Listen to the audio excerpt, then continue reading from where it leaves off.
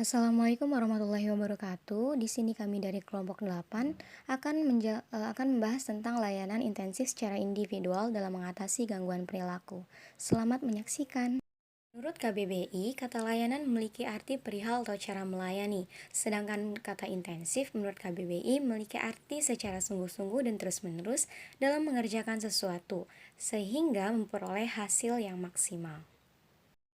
Baiklah, di sini saya akan menjelaskan masalah perilaku dan layanan intensif secara individual dalam mengatasi gangguan perilaku. Di sini yang pertama ada ODD atau yang disebut Oppositional Deviant Disorder.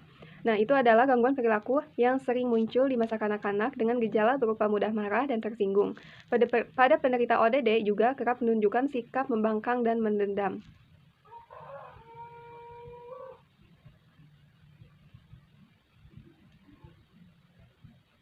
Yang kedua ada ADHD.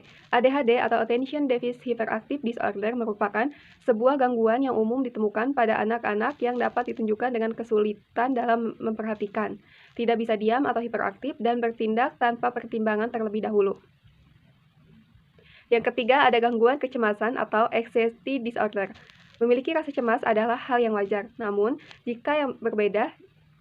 jika terlalu sering merasa cemas secara berlebihan dan tanpa ada alasan yang kuat, memungkinkan memiliki gangguan kecemasan atau dikenal juga sebagai anxiety disorder. Yang keempat ada gangguan bipolar. Sama seperti orang dewasa, anak-anak juga dapat mengalami masalah kejiwaan. Salah satunya adalah gangguan bipolar. Gangguan bipolar pada anak seringkali tidak dikenali gejalanya. Padahal, bila tidak segera terdeteksi dan ditangani, kondisi ini bisa berdampak buruk pada tumbuh kembang dan prestasi anak.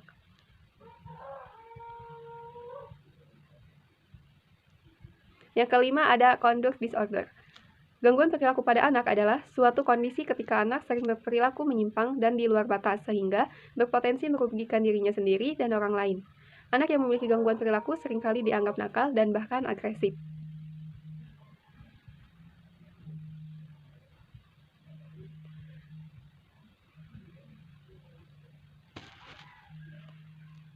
Selanjutnya yang akan disampaikan oleh pemateri. Menurut Kaufman GM, dalam tulisannya Characteristic of Behavior Disorder of Children and Youth, menjelaskan bahwa secara konseptual mode-mode penanganan anak-anak dengan gangguan emosi dan perilaku itu sebagai berikut. Yang pertama, ada pendekatan perilaku. Nah, difokuskan pada penyediaan lingkungan belajar yang sangat terstruktur dan bahan pengajaran untuk anak-anak. Lalu ada pendekatan ekologi. Nah, pendekatan ini diaplikasikan dalam bentuk penanganan intervensi keluarga. Nah, dalam penanganan ini dilakukan pelatihan manajemen pola asuh. Lalu selanjutnya ada pendekatan sosial kognitif. Nah, pendekatan sosial kognitif ini diimplementasikan dalam bentuk penanganan kognitif, yaitu terapi kognitif individual bagi anak-anak yang mengalami gangguan tingkah laku dapat memperbaiki perilaku mereka meskipun tanpa melibatkan keluarga. Lalu selanjutnya ada pendekatan psikoedukasional. Nah, pendekatan ini penanganannya melalui penanganan multisistemik, yaitu mencakup pemberian berbagai layanan terapi intensif dan komprehensif di dalam komunitas dengan menargetkan para remaja, keluarga, sekolah, dan dalam beberapa kasus juga yaitu kelompok sebaya. Selanjutnya ada pendekatan psikoanalitik. Nah, pendekatan ini yaitu menggunakan metodenya meliputi konseling individu dengan program bimbingan sekolah dan rujukan kesehatan jiwa komunitas, yaitu layanan intervensi krisis bagi keluarga yang mengalami situasi traumatik, konseling kelompok di sekolah, dan konseling teman sebaya. Yang keenam ada pendekatan humanistik.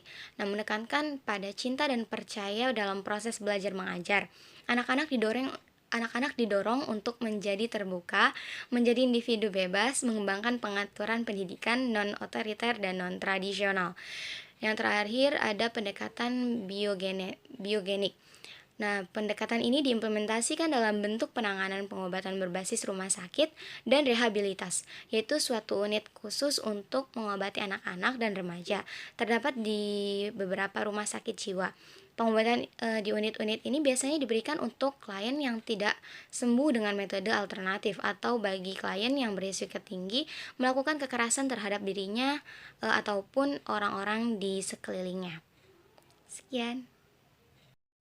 Sekian yang dapat kelompok kami sampaikan, kurang lebihnya mohon maaf. Wassalamualaikum warahmatullahi wabarakatuh.